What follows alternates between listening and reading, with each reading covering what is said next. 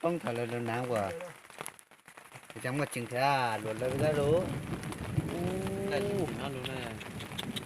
Cháu tao nén đi qua.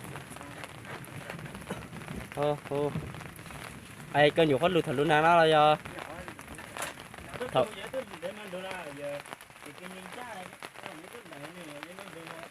Ô. Ở bây giờ các bọn nó từng ăn chữ và ai mấy mấy món đi được ha. Ở tuần nhìn ra Ồ. bây giờ tôi nhìn vào bên nào cháu bảo mà luôn nào ở cái chơi đó vào bên đó cái cứ bên mẹ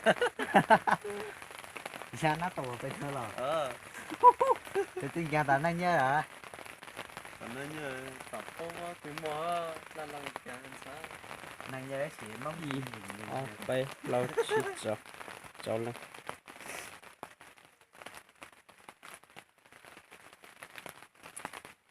Ô, hổ cờ vậy. Chang luôn nó. trồng sao thi vợ chồng Ai cái chụp bông hổ bờ nhiều cứ.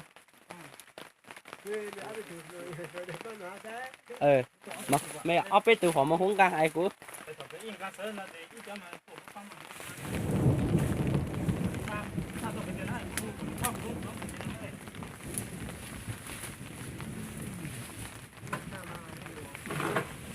Ô, thế này. ai xe thì Sử dụng giò đấy. Sử dụng giò ya ta. Họ ta lục tao nó mà mày phát thì co mà lấy sang tụ kí bên lục à, mỗi lúc xí lục không kẻ sổ co.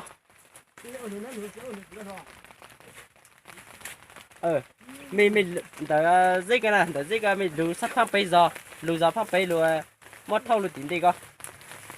Ai mấy thóc căng co. Lục sắp bây giờ lục bây giờ mấy chục, sang kilo đây.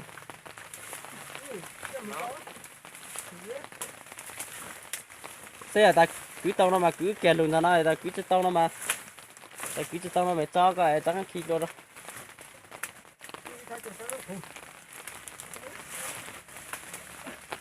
tao mà phải coi thằng nó mà tao đó tao có mà phải tôi sắp bị coi ít từ tôi tao không có tao nữa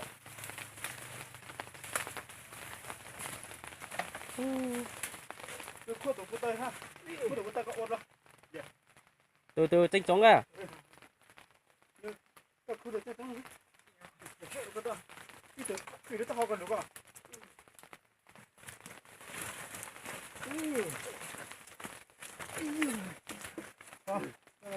đây bà tình sinh chơi đấy của chơi tao mong không rồi ăn khét tăng là chưa chơi càng đúng rồi chơi tao chưa cho tao này cái này thì nhớ tôi à bảy cha xong này nhớ cứ cả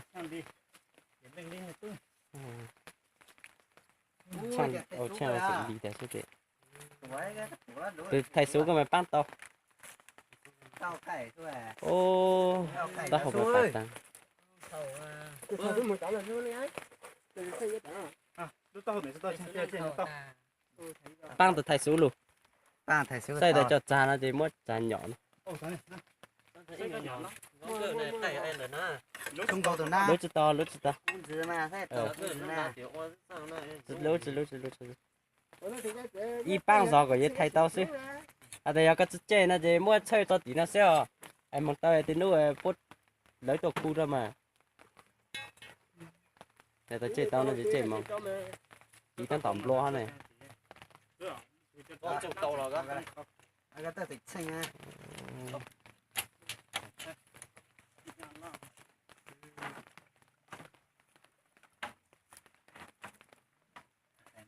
này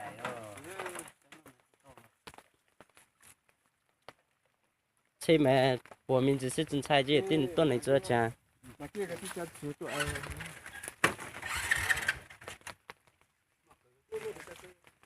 nó tao hâu à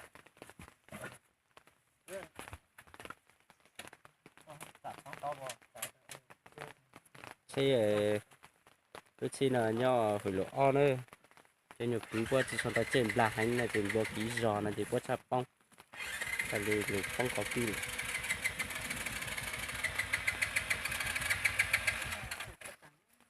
đấy chỉ cho tuổi chỉ mình đó thôi